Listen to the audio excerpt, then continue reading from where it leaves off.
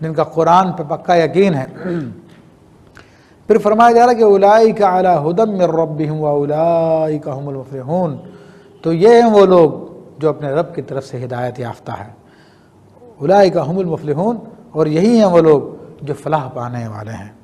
تو عربی زبان میں فلاح کا لفظ بڑا جامع ہے۔ جب کسی کے بارے میں کہنا ہو کہ اس کو ہر طرح کی کامیابی حاصل ہو گئی، ہر طرح کے نقصان سے بچ گیا، تو اس کے لیے فلاح کا لفظ استعمال کیا جاتا ہے۔ تو یہاں پر اللہ تبارک و تعالیٰ نے فرما دیا کہ یہ لوگ فلاح پانے والے ہیں، کامل رستگاری والے ہیں، بلا سبقت عذاب جنت میں داخل ہونے والے ہیں۔ تو یہ مومنین کی علامتیں بیان کر کے مومنین کا انجام بیان فرمایا۔ پھر ارشاد فرمایا کہ ان الذین کفروا سواء علیہم اانذرتہم ام لم تنذرہم لا یؤمنون، اور بے شک جن لوگوں نے کفر کیا، انکار کیا، یعنی اس بات کا جو محمد رسول اللہ صلی اللہ علیہ وسلم میں نازل کی گئی، سواء علیہم برابر ہے ان لوگوں پر، اانذرتہم خواہ آپ ان کو ڈرائیں، ام لم تنذرہم خواہ آپ ان کو نہ ڈرائیں، لا یؤمنون وہ ایمان لانے والے نہیں ہیں۔ تو اللہ تبارک و تعالیٰ کے علم میں تھا کہ بعض لوگ وہ ہیں کہ جو ازلی کافر ہیں، یہ لوگ ہرگز بھی ایمان نہیں لائیں گے۔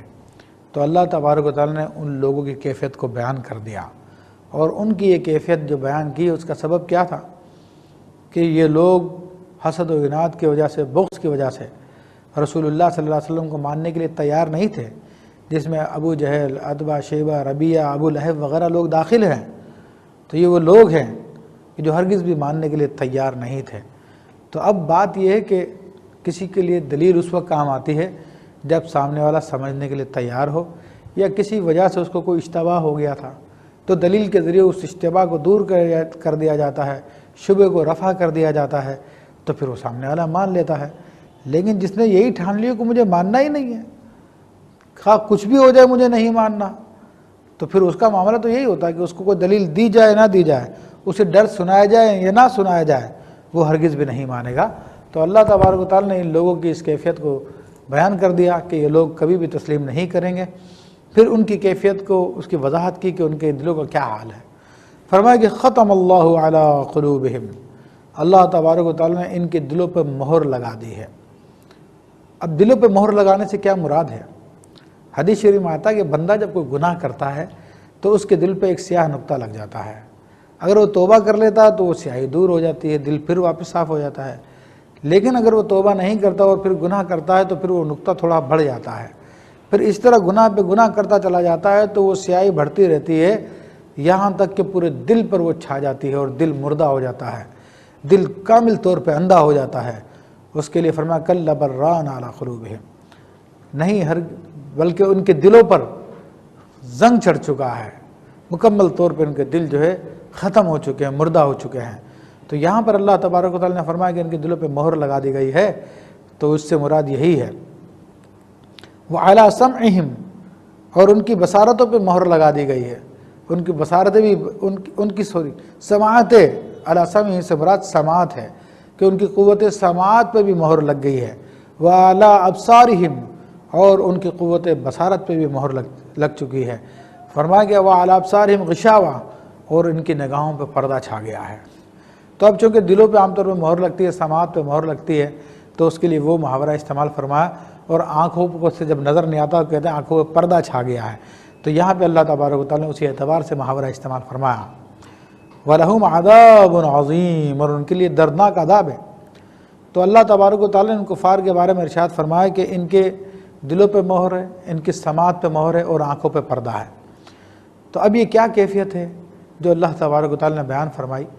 تو بات یہ کہ جب مریض کو دوا دی جائے اور وہ طبیب کے احکام کے مطابق اس دوا کو استعمال نہ کرے بلکہ بد پرہیزی کرتا چلا جائے، تو ایک ٹائم یہ آتا ہے کہ وہ اس سٹیج کو پہنچ جاتا ہے کہ اب اس کا علاج ناممکن ہو جاتا ہے، اس کا جسم اس قابل نہیں رہتا کہ دوا کے اثر کو قبول کرے، اور ڈاکٹر لوگ ایسے مریض کو دیکھ کے کہہ دیتے ہیں کہ جناب اتنے عرصے میں اس کا انتقال ہو جائے گا، اس کے لیے باقاعدہ وقت بتا دیتے ہیں، تاریخ بتا دیتے ہیں۔ تو اللہ تبارک و تعالیٰ تو حکیم ہے، وہ تو سب باتوں کو جاننے والا ہے۔ اللہ تبارک و تعالیٰ نے جانا اپنے علم سے ازل سے ہی کہ ان لوگوں کے دل مردے ہو چکے ہیں، کسی بات کو قبول کرنے کے لیے تیار نہیں ہے، تو پھر ان کی کیفیت کو بتا دیا کہ ان لوگوں کی کیفیت یہ ہے کہ دلوں پہ مہر لگ گئی ہے، کانوں پہ مہر لگی ہے اور نگاہوں پہ پردہ چھا گیا ہے۔ تو اس حوالے سے مختصر سے ایک میں مثال میں دے دوں کہ ابو جہل وغیرہ اتنے سخت قسم کے دشمن تھے، اتنے سخت قسم کے معاند تھے کہ تمام دلائل دیکھنے کے باوجود انہوں نے انکار کر دیا۔ حضور علیہ الصلوۃ والسلام سے کہا کہ چاند کے 2 ٹکڑے کر دو، حضور نے چاند کے 2 ٹکڑے کر کے دکھا دیے۔ حضور سے دیگر معجزے طلب کیا، حضور نے وہ سب کچھ دکھا دی ہے۔ ایک مرتبہ اپنے ہاتھوں میں کنکریاں لیا اور کہنے لگا مجھے بتاؤ محمد یہ میرے ہاتھوں میں کیا ہے؟ تو نبی علیہ الصلوۃ والسلام نے ارشاد فرمایا کہ میں بتاؤں یہ جو تمہارے ہاتھوں میں وہ بتا دے۔ تو اس نے کہا کہ میرے ہاتھوں میں جو چیز وہ بتا دے تو بڑی بات ہے۔ تو آپ نے حکم دیا تو اس کے ہاتھوں میں کنکریاں تھیں، وہ کہہ پڑی لا الہ الا اللہ محمد رسول اللہ۔ انہوں نے گواہی دے دی، مگر ابو جہل نے تب بھی نہیں مانا، اس نے انکار کر دیا۔ تو یہ وہ کیفیت ہوتی ہے کہ جسے کہا جاتا ہے کہ دلوں پہ پردہ پڑ گیا ہے۔ تو اللہ تبارک و تعالیٰ نے ایسے لوگوں کے بارے میں فرمایا کہ چونکہ دلائل وغیرہ ان کے کام آئیں گے نہیں، جس طرح کہ لوہا جب اس پہ زنگ چڑھ جاتا ہے تو پھر اس کا علاج یہی ہوتا ہے کہ اس کو بھٹی میں تپایا جاتا ہے، بھٹی میں جلایا جاتا ہے۔ تو مگر ان لوگوں کا حال تو اس لوہے سے بھی زیادہ برا ہے کہ لوہے کو مٹی میں جلا کے اس کی اصلاح ہو جاتی ہے، مگر یہ لوگ اس حال کو پہنچ چکے ہیں کہ اب ان کی اصلاح کی کوئی صورت ہی نہیں ہے۔ تو فرمایا کہ وَلَهُمْ عَذَابٌ عَظِيمٌ، ان کے لیے دردناک عذاب ہے۔ تو اللہ تبارک و تعالیٰ نے ان کفار کے بارے میں بیان فرما دیا، اور یہ خاص انہیں کفار کے بارے میں ہے جن کے بارے میں نص آ چکی ہو کہ یہ کفر پہ مرے ہیں۔ باقی ہم کسی اور کافر کے بارے میں یہ نظریہ نہیں رکھ سکتے کہ اس کے دل پہ مہر لگ چکی ہے، یہ نہیں مانے گا، ورنہ پھر تبلیغ کا سلسلہ ہی ختم ہو جائے۔ ہمارا کام تو اللہ تعالیٰ کے پیغام کو پہنچا دینا ہے، اور اگر کسی کے دل کو ماننا یا نہیں ماننا یہ اس کا معاملہ ہے، اس کا رب کا معاملہ ہے۔ ہاں ہم نے اپنی ذمہ داری پوری کر دی ہے۔ تو یہاں پر اللہ تبارک و تعالیٰ نے مومنین کی علامتیں بیان فرما دی، کافرین کی علامتیں بیان فرما دی۔ پہلا رکوع اختتام پذیر ہوا، اب دوسرے رکوع میں منافقین کی علامتیں انشاءاللہ تبارک و تعالیٰ وہ آئندہ درس میں بیان کی جائے گی۔ وآخر دعوانا ان الحمد للہ رب العالمین۔